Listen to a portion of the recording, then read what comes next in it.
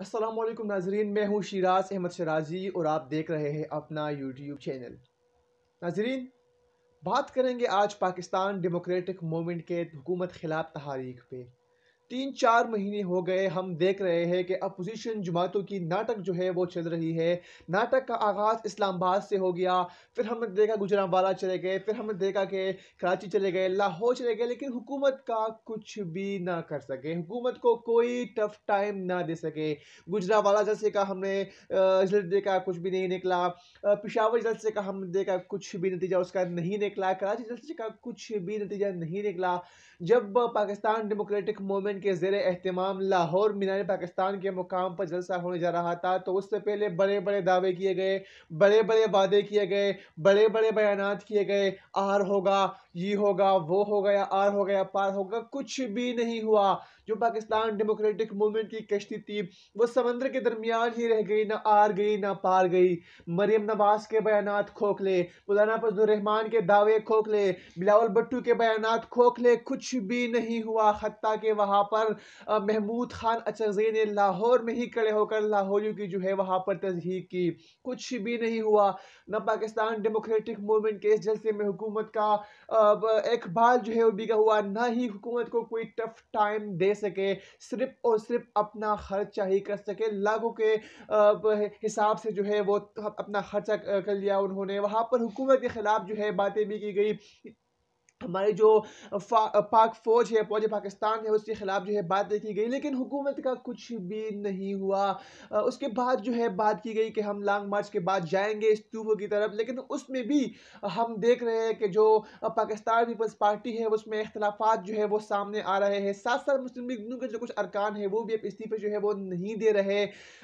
इस्तीफे थे वो तो अपोजिशन के पास लास्ट ऑप्शन था। दूसरी जानब इमरान खान जो है वो भी तो शतरंज के बहुत बड़े खिलाड़ी है, उसने भी पत्ता जो है सही मुकाम पर फेंक दिया और संसद के जो इंतखाबात है वो कब्ल अज़ वक्त जो है वो कराने का फैसला किया। और साथ साथ एक और भी मज़े की बात यह कि इमरान खान ने ये भी कहा कि इस बार जो इलेक्शन है उसमें हॉर्स रेडिंग के बजाय जो है साफ और शफाफ होनी चाहिए, और इसलिए उन्होंने इस बार जो है शो ऑफ हैंड का जो एक मशवरा है वो दे दिया। लेकिन उस पर भी हमने देखा कि अपोजिशन में खलबली मच गई। अपोजिशन की जानिब से इसको भी शदीद तनकीद का निशाना बनाया गया।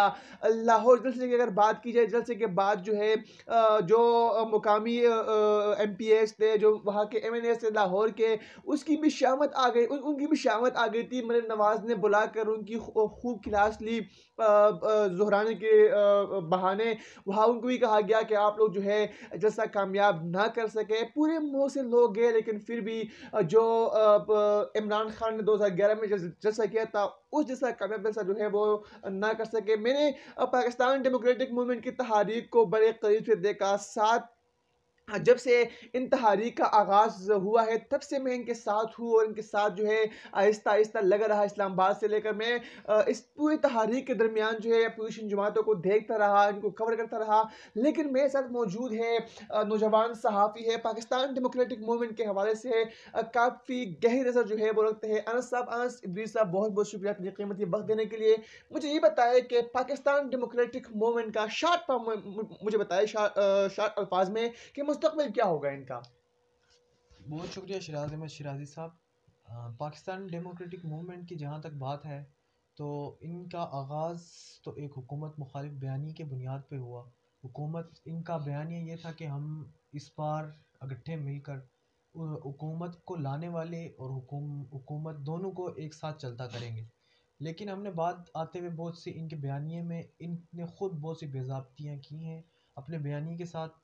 इससे मुनहरिफ ऐसे बहुत से इकदाम किए हैं, और इनके दरमियान ख़ुद भी बहुत से इख्तलाफात अंदर हैं PDM के दरमियान। कुछ लीडर बहुत एक्सट्रीम पे हैं, कुछ लीडर मुफाहमत की पॉलिसी पे हैं, कुछ लीडर डील की बात करते हैं, कुछ लीडर जो है ना तो डील की बात करते हैं।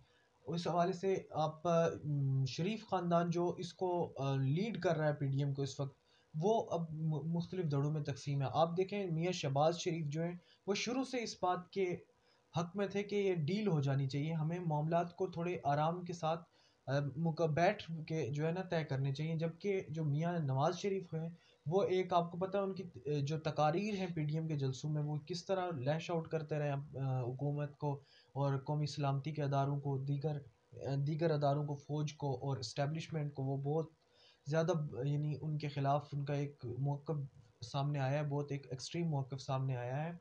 जबकि इसके अलावा पाकिस्तान पीपल्स पार्टी जो है वो इस सवाल से तज़ब्ज़ुब का शिकार नज़र आ रही है कि उनकी एक मुकम्मल हुकूमत है एक सूबे के अंदर, जो पाकिस्तान का दूसरा बड़ा सूबा है, और वो मुकम्मल तौर पे वहाँ से भी इस्तीफ़ा देने और मुकम्मल उस अपने पूरे इस निज़ाम को, सिंध के निज़ाम, हुकूमती निज़ाम को लपेटना उनके लिए बिल्कुल आसान नहीं होगा।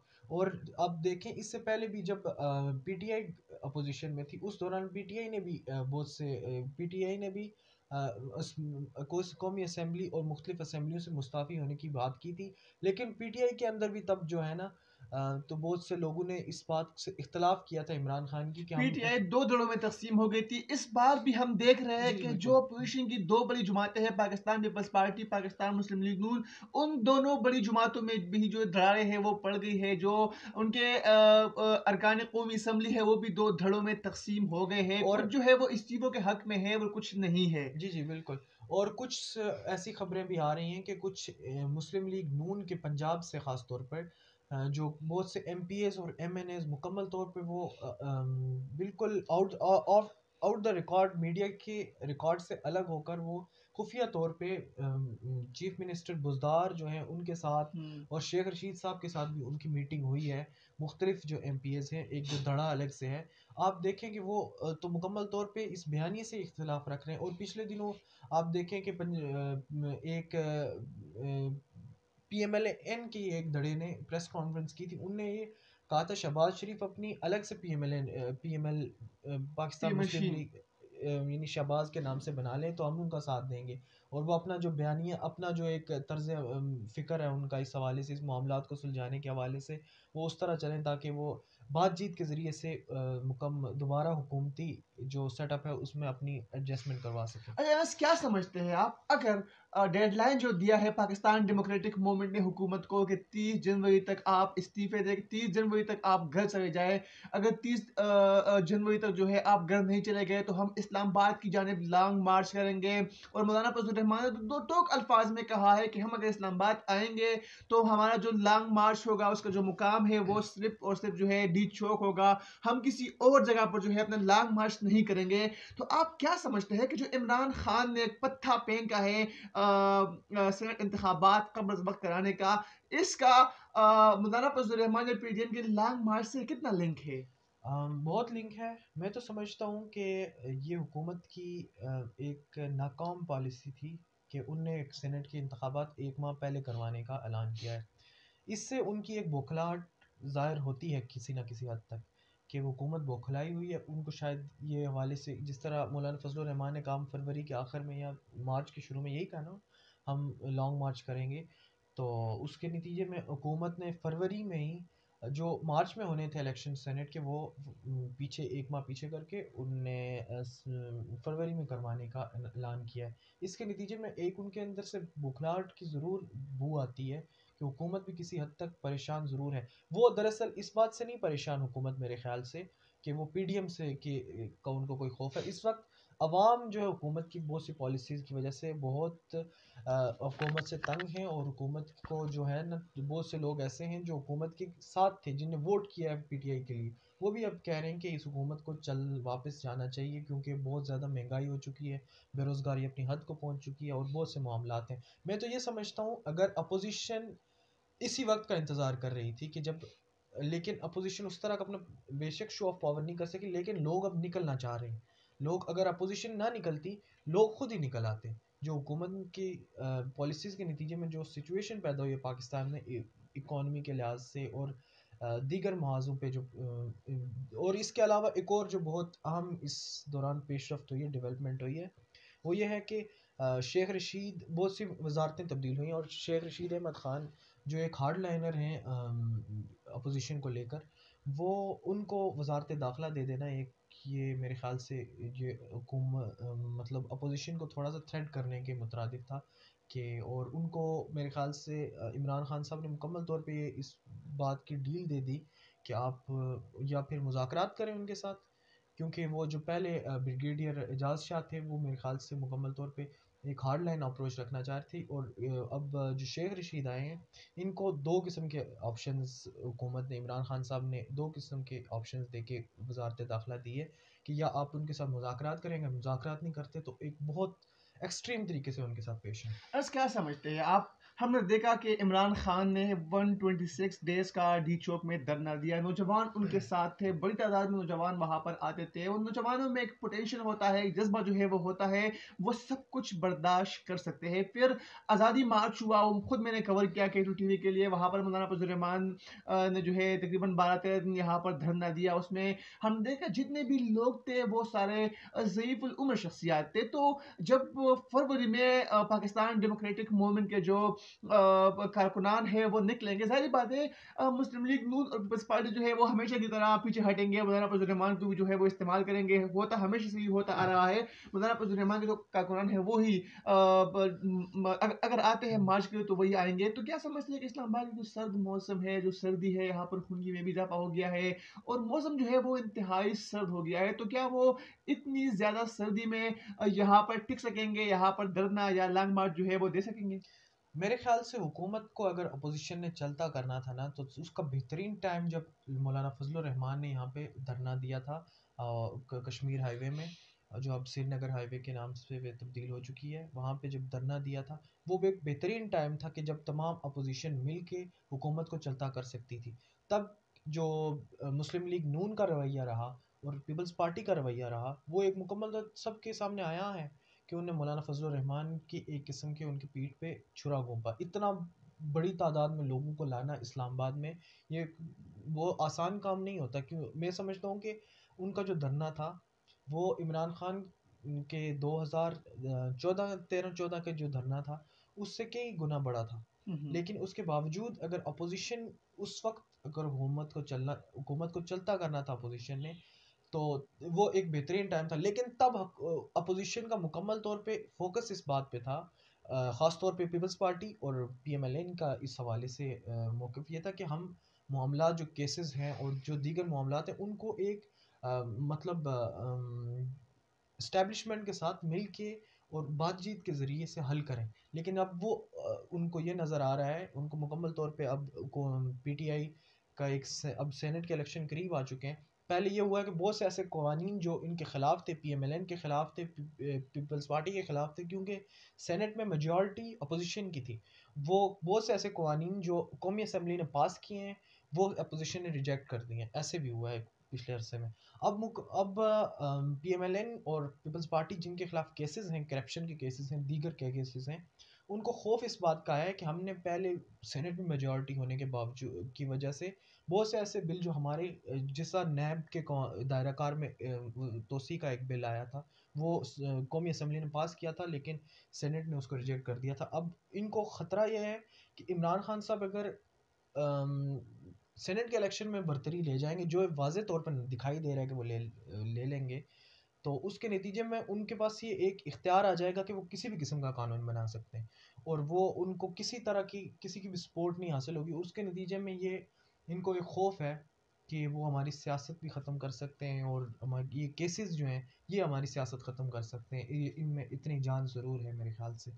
तो अब उनने जब मामलात उनके तय नहीं हो सके इस्टेब्लिशमेंट के साथ, दीगर जो स्टेक होल्डर्स आप जिनको कह सकते हैं उनके साथ मामला तय नहीं हो सके, तो अब उन्हें हार्ड लाइन अप्रोच की तरफ उन्हें आना पड़ा है। लेकिन अब मैं आपको ये बात बता देना चाहता हूँ कि आसिफ अली जरदारी हों, पीपल्स पार्टी की क़यादत हो जिनके जिनके खिलाफ केसेस हैं, या पीएमएलएन की क़यादत हो जिसके खिलाफ केसेस हैं, वो इस वक्त उस वक्त को अभी जो उनका है उस वक्त को रो रहे हैं जब उन्होंने मौलाना फजल रहमान का साथ नहीं दिया था हुकूमत को गिराने में, जब वो मुजाहरे नहीं, करने अगर के लिए अगर आए थे। उस आज़ादी मार्च की बात की जाए, न सिर्फ उस आज़ादी मार्च में पाकिस्तान पीपल्स पार्टी और पाकिस्तान मुस्लिम लीग नून ने साथ नहीं दिया, बल्कि ईद से पहले मौलाना फजल रहमान जब इस PDM तहरीक का ऐलान करने जा रहे थे, तो उससे पहले भी मौलाना फजल रहमान ने साहब ने जो है बहुत अच्छे काम किए। शहबाज शरीफ और बिलावल भुट्टो के दरमियान जो है सुलह करवाया, साथ साथ मुख्तलिफ जो दीगर पॉलिटिशियन ने उनको साथ में लाया। अख्तर मेंगल जो हुकूमत के हिमायती थे उसको जो है खिलाफ भी अपने साथ ऐड कर लिया। लेकिन ईद के बाद एकदम से जब फेडरल बिल आया, तो फेडरल बिल में भी पाकिस्तान मुस्लिम लीग नून और पाकिस्तान पीपल्स पार्टी ने मौलाना फजल रहमान का साथ नहीं दिया, हुकूमत का साथ दिया। और उस वक्त भी जमीयत उलमा इस्लाम के अंदर से आवाज़ें उठना शुरू हो गई थी कि हम अपोजिशन की किसी भी तहरीक का हिस्सा नहीं रहेंगे। उसके बावजूद मौलाना फजल रहमान ने PDM में पीपल्स पार्टी और मुस्लिम लीग नून को साथ मिलाया। तो क्या समझते हैं आप कि अगर ये तहरीक जो है पीक पर पहुंचती है, तो क्या एक मरतबा फिर से मौलाना फजल रहमान को साहब को जो है वो अकेला या तनहा छोड़ेंगे पीपल्स पार्टी मुस्लिम लीग नून?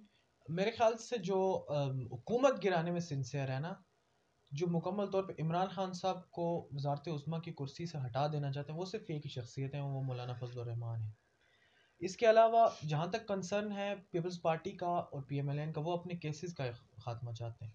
वो चाहते हैं कि हम अब, क्योंकि मियाँ नवाज़ शरीफ मेरे ख्याल से मज़ीद सियासत कंटिन्यू नहीं कर सकेंगे, उनने मरीम को अमली तौर पर मैदान में उतार दिया है। अब वो चाहते हैं जब तक वो ज़िंदा हैं, या वो कुछ मरीम की सियासत को आगे लाने में, उसको चमकाने में कोई किरदार अदा कर सकते हैं, तो जब तक वो कर सकते हैं वो करेंगे। और ताकि मरियम एक कौमी सियासत में एक चमकता सितारा बन सके, किसी मुकाम पे पहुंच सके। इसी तरह आसिफ अली जरदारी हैं, वो बिलावल को आगे ला रहे हैं, और अब उनकी वो बख्तावर जो बेटी हैं, उनने भी मुल्तान में जलसे में उनकी भी चेम हो गई हैं, वो भी सियासत में आनी चाहिए। जहाँ तक बात है मौलाना फजल रहमान के हवाले से, तो मौलाना फजल रहमान अगर हुकूमत गिर जाती है, तो उसके नतीजे में मौलाना फजल रहमान के पास इतनी मेजॉरिटी नहीं है पार्लियामेंट में कि वो किसी भी तरह की बल्कि कुछ चंद दिन पहले ये भी बात सामने आई थी कि मौलाना फजल रहमान को ऑफ़र हुई है कि वो पहले प्राइम मिनिस्टरशिप ले लें, उसके बाद पीपल्स पार्टी के पास आ जाए। लेकिन मुझे नहीं लगता कि ऐसा होगा। पहले भी मौलाना फजल रहमान एक बार जब पर जनरल परवेज़ मुशर्रफ के दौर में वज़ारत उज़्मा के उम्मीदवार थे, सिर्फ एक वोट से वो वज़ीर आज़म बनते हुए रह गए थे। और उसकी भी कुछ बैनुल अक़वामी वजूहात भी हैं कि एक पाकिस्तान में, क्योंकि वो एक हार्ड लाइनर क्लरिक हैं, उसकी वजह से बहुत से बैनुल अक़वामी जो दुनिया है वो उनको कबूल नहीं करेगी मेरे ख़्याल से। इसीलिए मौलाना फजल रहमान के ज़्यादा से ज़्यादा अगर कोई एडजस्टमेंट होती है किसी भी जगह पे, वो दोबारा चेयरमैन कश्मीर कमेटी या इसके मुतबादिल कोई और ओहदा हो सकता है। और मज़ीद अगर हुकूमत गिरती भी है, तब भी मौलाना फजल रहमान का वज़ारत उज़्मा या इस तरह का मुझे कोई चीज़ नहीं दिखाई आखिरी देगी। सवाल अंस, क्या समझते हैं कि PDM जो तहारीक उठ रही है हुकूमत खिलाफ, क्या ये हुकूमत को गिराने में कामयाब हो जाएंगे? काफ़ी मुश्किल सवाल है। बहरहाल मेरा ख़्याल है कि हुकूमत भी कुछ हद तक बौखलाई ज़रूर है, कि उसके जो इक़दामात मैंने पहले भी गिनवाए, तो इस हवाले से मुझे लग रहा है कि हुकूमत बौखलाई हुई है। लेकिन जब तक हुकूमत को लाने वाले उसके साथ हैं, आप समझ रहे होंगे किन के मेरा इशारा किन की तरफ है, तो वो मेरे ख़्याल से उनकी अगर वो हुकूमत के साथ मुकम्मल तौर पे कमिटमेंट के साथ खड़े हैं, तो मेरा नहीं ख्याल कि अपोजिशन में इतनी दमख़म है कि वो हुकूमत को गिरा सकते हैं। अब तमाम सिचुएशन तब वाज़ेह होगी जब जो लॉन्ग मार्च का ऐलान किया गया है मौलाना फजल रहमान और PDM की तरफ से, वो उसमें कितनी स्ट्रेंथ है, इस बात का जब तक अंदाज़ा नहीं लगाया जाता।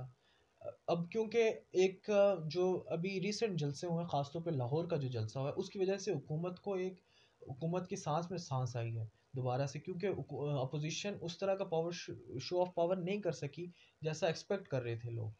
अब उनका तमाम जो हुकूमत मुखालिफ लोग हैं, या जो मुकम्मल एक नैरेटिव है, वो अब तमाम उसकी तमाम तर जो तवज्जो है, नज़र है, वो लॉन्ग मार्च की तरफ है, जिसका ऐलान मौलाना फजल रहमान और PDM ने किया। अगर वो एक स्ट्रेंथफुल होता है तो हुकूमत के शायद जाने के चांसेस बन जाएँ। तब मैं ये कहूँगा कि 50-50 हुकूमत जा भी सकती है, नहीं भी जा सकती। लेकिन अभी फ़िलहाल जो मौजूदा सिचुएशन है, इसकी वजह से हुकूमत को एक ये जो नाकाम जलसे हुए हैं, मुकम्मल जिनको हुकूमत नाकाम जलसे कह रही है, ये हुकूमत के लिए एक ताज़ी हवा का झोंका था। बहुत शुक्रिया। यकीनन हुकूमत जो है बौखलाहट का शिकार ज़रूर हुई है, क्योंकि मुल्क के अंदर एक तो कोरोना वबा जो है वो आई हुई है, दूसरी जानब जो है पोल्यूशन के दरने जल से जारी है। लेकिन अभी तक जो पाकिस्तान डेमोक्रेटिक मूवमेंट है, जो दावे वो कर रहे थे, जो बयानात वो दे रहे थे, उस तरह से वो पावर शो जो है वो न कर सके। लाहौर के जज साहब के सामने है, मरीम नवाज़ गली-गली, मोहल्ले-मोहल्ले फिरती रही और लोगों को इकट्ठा करने की, दावत देने की जो है वो बातें होती गई, लेकिन उतना ज़्यादा प्रेशर जो है वो हुकूमत पर बिल्ड नहीं हो सका, जिसका हम सबको इंतज़ार था। नाज़रीन, उम्मीद करते हैं कि पाकिस्तान डेमोक्रेटिक मूवमेंट की जो तहरीक है वो कामयाब हो और इस तब्दीली सरकार से हमें छुटकारा नसीब हो सके। नेक्स्ट प्रोग्राम तक के अपने मेज़बान शिराज अहमद शिराजी को इजाज़त दीजिए। अल्लाह हाफ़िज़।